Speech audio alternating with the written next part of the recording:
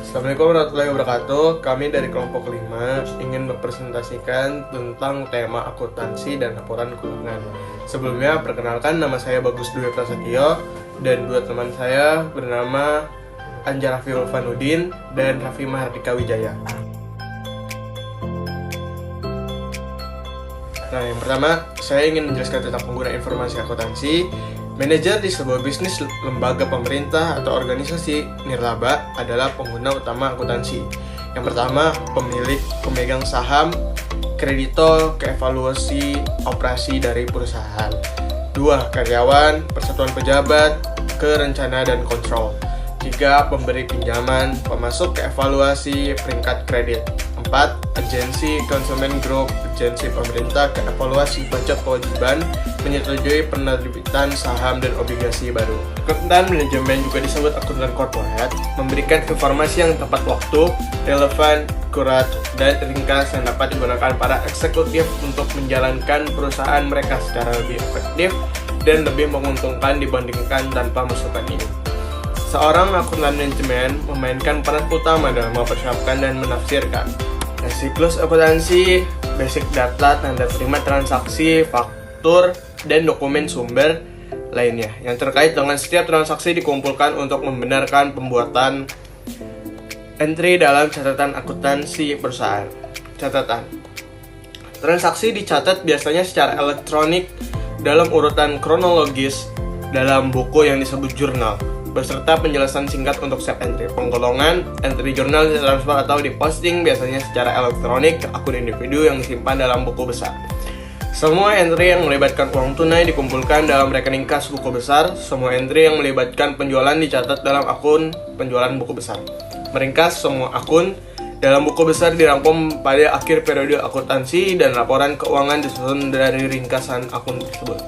Laporan keuangan, neraca keuangan, laporan laba rugi, laporan ekuitas, memiliki laporan arus kas. Persamaan akuntansi. Untuk persamaan akuntansi ada 3 istilah mendasar muncul dalam persamaan akuntansi: aset, kewajiban, dan ekuitas pemilik. Aset adalah segala sesuatu yang bernilai yang dimiliki atau disewakan oleh suatu bisnis. Kewajiban, upah dan gaji yang terhutang kepada karyawan juga merupakan kewajiban. Ekuitas pemilik, investasi awal pemilik dalam bisnis ditambah keuntungan yang tidak dibayarkan kepada pemilik seiring berjalannya waktu dalam bentuk dividen tunai. Aset sama dengan kewajiban plus ekuitas pemilik.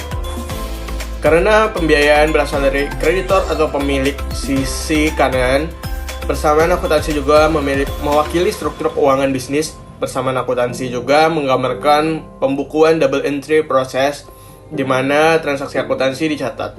Karena aset harus selalu sama dengan kewajiban ditambah ekuitas, setiap transaksi harus memiliki transaksi saling hapus. Dampak komputer dan teknologi terhadap proses akuntansi. Industri akuntansi adalah kecerdasan buatan atau AI, siap untuk memainkan peran penting di tahun-tahun mendatang. Hal ini akan mengubah profesi dan membantu akuntan menjadi penasihat yang lebih strategis. Dengan AI, akuntan dapat lebih mudah membuat keputusan dan rekomendasi keuangan kepada kliennya dengan menyaring banyak data dengan cepat dan akurat. Laporan keuangan merupakan hasil akhir suatu proses kegiatan pencatatan akuntansi yang merupakan suatu ringkasan dari transaksi-transaksi keuangan yang terjadi selama periode tahun buku bersangkutan. Ada 4 laporan keuangan. Yang pertama, neraca. Yang kedua, laporan laba rugi. Yang ketiga, laporan ekuitas pemilik. Dan yang keempat, laporan arus kas. Mereka memberikan landasan yang menjadi landasan para manajer dalam mengambil keputusan. Dengan menafsirkan data yang disediakan dalam pernyataan ini, manajer dapat mengomunikasikan informasi yang tepat kepada pengambil keputusan internal. Keuangan memberi manajer informasi yang penting diperlukan untuk mengevaluasi posisi likuiditas suatu organisasi, kemampuannya memenuhi kewajiban dan kebutuhan saat ini dengan mengubah aset menjadi uang tunai, profitabilitas perusahaan, dan kesehatan keuangannya secara keseluruhan. Untuk laporan neraca, suatu perusahaan menunjukkan posisi keuangannya pada tanggal tertentu.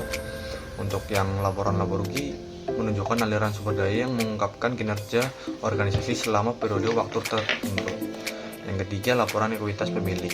Mereka merancang untuk menunjukkan komponen perubahan ekuitas dari akhir tahun fiskal ke akhir tahun fiskal berikutnya. ini menggunakan informasi dari masa depan. Laporan arus kas. Laporan arus kas memberikan investor dan kreditor informasi yang relevan tentang penerimaan kas dan pembayaran kas perusahaan untuk operasi, investasi, dan kejayaan selama suatu perusahaan akuntansi. Ada penganggaran atau budgeting adalah alat perencanaan dan pengendalian yang dicerminkan pendapatan penjualan, biaya operasional, serta penerimaan dan pengeluaran kas yang diharapkan oleh perusahaan. Anggaran induk atau operasional keseluruhan sebenarnya merupakan gabungan dari banyak anggaran individual untuk unit-unit terpisah dalam perusahaan. Departemen akuntansi memberikan dukungan keuangan dan layanan akuntansi kepada organisasi tempatnya. Akuntansi internasional, mereka akuntansi internasional untuk perusahaan global harus secara andal menerjemahkan laporan keuangan afiliasi cabang dan anak perusahaan internasional perusahaan serta mengkonversi data tentang transaksi mata uang asing ke dolar. Nilai tukar adalah rasio di mana mata uang suatu negara dapat ditukar dengan mata uang lain. Standar akuntansi internasional yang diadopsi oleh IASB, yang mereka beroperasi dengan cara yang hampir sama seperti FASB di Amerika Serikat. Di sini ada memahami sistem keuangan. Sistem keuangan adalah suatu sistem yang terdiri atas lembaga keuangan, pasar, infrastruktur keuangan, serta perusahaan non-keuangan dan rumah tangga yang saling berinteraksi dalam pendanaan dan penyediaan pembiayaan pertumbuhan perekonomian. Ada 3 jenis-jenis sekuritas. Jenis-jenis sekuritas yang pertama instrumen pasar uang, yang kedua obligasi, yang ketiga saham. Instrumen pasar uang adalah surat utang jangka pendek yang diterbitkan oleh pemerintah, lembaga keuangan, dan korporasi. Obligasi dipegang oleh kreditor atau entitas yang kepadanya suatu utang berutang dari suatu perusahaan atau badan pemerintah. Dan yang terakhir ada saham. Nilai saham yang meningkat dapat meningkatkan peringkat kredit suatu perusahaan, dapat memudahkan peminjaman di masa depan. Perusahaan yang menjual saham menarik investor berdasarkan potensi pertumbuhan dan keuntungan. Memahami pasar saham. Pasar saham mewakili perusahaan yang mendaftarkan saham untuk dibeli dan dijual investor publik. Dan di bursa sendiri dari infrastruktur yang memfasilitas perdagangan sekuritas ekuitas atau saham tersebut. Dua pasar saham terbesar di dunia NASE dan pasar saham NASDAQ berlokasi di Amerika Serikat. Bank tabungan dan koperasi kredit.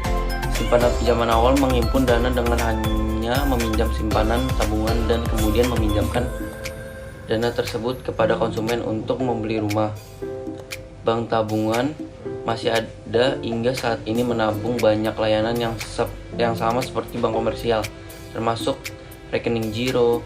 Namun, mereka bukanlah peminjam utama bagi dunia usaha. Dan yang kedua, lembaga keuangan non penyimpan.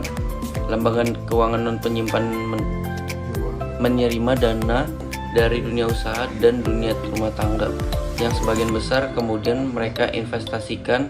Umumnya lembaga-lembaga ini tidak menawarkan rekening giro, reksadana, dan yang diperdagangkan di bursa. Reksadana adalah perantara keuangan yang mengumpulkan uang atau kumpulan dana dari banyak investor dengan tujuan menjual saham sekuritas tersebut, saham, obligasi, atau investasi pasar uang kepada masyarakat umum. Regulasi sistem keuangan. Bagaimana krisis keuangan terjadi? Lembaga keuangan besar dan menghasilkan dana talangan pemerintah yang disetujui yang dikenal sebagai Program Bantuan Aset Bermasalah atau THRP senilai lebih dari 700 miliar. 25 menurut laporan Senat AS disimpulkan bahwa krisis tersebut adalah sebesar yang bisa dihindari merupakan hasil dari produk keuangan yang berisiko tinggi dan kompleks konflik berkepentingan yang dirasakan dan kegagalan regulator, lembaga pemerintah, kredit dan pasar itu sendiri mengendalikan ekses yang terjadi di Wall Street. Peraturan pemerintah tentang pasar keuangan, peraturan federal tumbuhan dari berbagai pelanggaran perdagangan selama tahun 1920-an sebagai respon terhadap krisis keuangan, Undang-Undang Reformasi Wall Street dan Perlindungan Konsumen Dodd-Frank disahkan pada tahun 2010. Peraturan Menteri Industri Sekuritas menyadari bahwa peraturan dan regulasi dirancang untuk memastikan pasar yang adil dan teratur, meningkatkan kepercayaan investor dan menguntung semua peserta. Bank regulasi. Tujuan utama peraturan perbankan adalah untuk meminjamkan kepercayaan masyarakat terhadap keselamatan dan keamanan sistem perbankan. Bank sangat penting bagi fungsi perekonomian secara keseluruhan dan runtuhnya sistem perbankan dalam menimbulkan bencana.